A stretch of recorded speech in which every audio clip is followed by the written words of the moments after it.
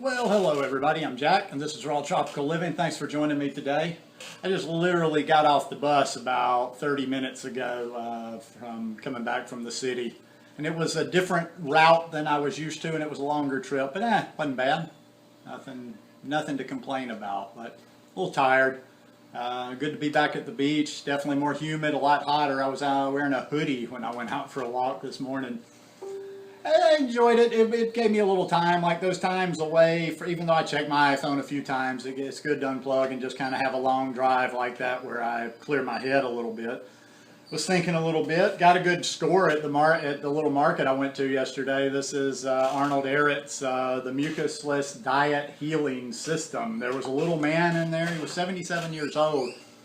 I'm going to have to go back and interview him. I didn't, I went kind of early and I didn't want to wait till the end of the market several hours later to come back and talk to the guy, and I didn't want to stop him in the middle of it. But he's a 77-year-old guy, and he jumped right on me, had a lot of natural hygiene stuff, and told me he had been eating like this for 50 years. And I'm going to tell you something.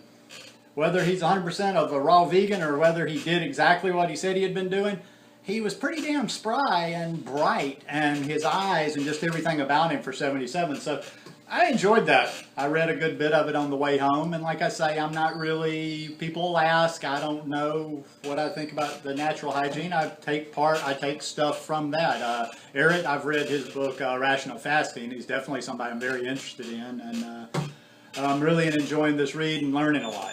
But that's not what we're talking about, and I kind of got off on a ramble before I even got started today. Talking about raw vegan self-parenting. This came up last week while I was thinking about things. Look, there's a fine line to walk, and I don't ever want to be that one that, like I say, it's really a fine line.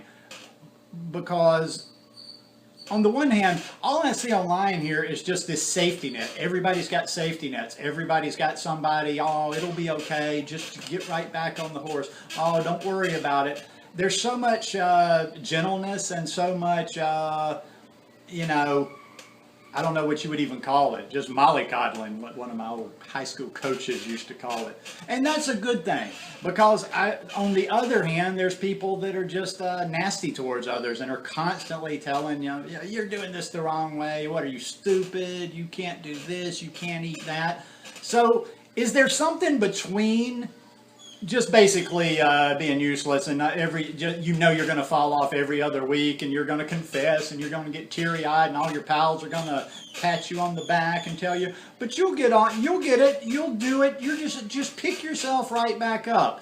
And then on the other side, you have people that are telling you, you loser, you're never going to be able to do this, you can't do anything, you're not worth having good health. That's not the way to eat. You're doing everything wrong. What are you, stupid? There's got to be something in between there, because whereas this is the most obvious, berating people is an obvious example of, an ineffective method.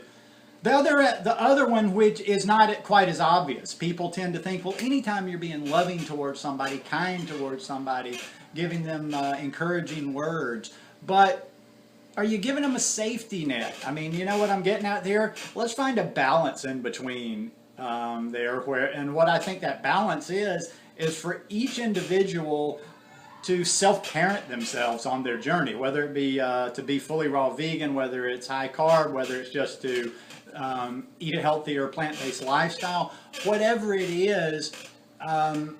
I think there has to be that guiding hand, and parenting is the perfect word. I mean, it's perfect to me, and I don't even have kids. I'm sure you parents can relate out there.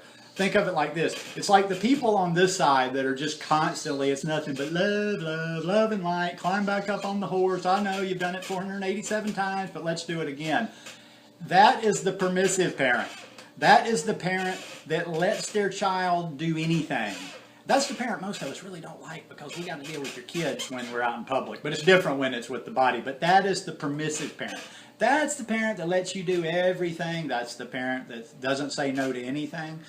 That's the fun parent. That's going to get you into trouble. On the other hand, you've got maybe on the other side, to make an example, you would have the alcoholic abusive father, just berating you, saying negative things to you, tearing down your self-esteem, just making you feel bad about yourself all the time. And that's not a good parenting style either. Or we could also, it could be not even just berating, but on this hand too, it could be also be the over strict parent that's like, no, you can't ever eat that. Nope, you shouldn't do that. Nope, you did that just a little too wrong. Because I think both of those sets of parents are going to fail to produce a healthy individual. So when we take it back to our body, why can't you just find a healthy balance in between that? I mean, don't give yourself a million excuses, a million reasons. Don't do a constant picking yourself up every week. When you have to pick yourself up every week because you failed on your plan, analyze why you failed on your plan. Get real with yourself. Say, okay, be positive with yourself. What do I need to do to make this work for me? What did I do wrong? What are the pitfalls? What do I have to look out for? What are the triggers? And figure out how to do better. But be that guiding hand. That the good parent to me has more of a guiding hand. It's not a firm hand. It's not a hard hand. It's just slightly guiding in the right direction. Well, let that be the same with yourself. Don't beat yourself up and get in that mentality of I'm a loser. I can't do anything right. And don't give yourself 150 excuses. The bottom line is, are you really serious about this? When are you going to do it? If not now, when? That's a famous one, isn't it? That might be Martin Luther King Jr., which is apropos because it was just his birthday. But if not now, when? When's it going to finally happen? When's it going to come together? Is something magic going to happen? Or is it something within you that you are going to find a middle path that clicks for you? And that self-parenting, just a guiding hand, self-parenting, I believe can be that way. Sorry if this one really rambled today. So, like I said, that was a long bus ride and a little bit tired, but I think that makes a little bit of sense. And I hope you guys like this video. If you like it, give me a thumbs up. I hope you'll subscribe to the channel, and hope your week, I hope you're actually thaw out a little bit so you can go back to work tomorrow, if that's a possibility that you don't have to go to work if you don't thaw out.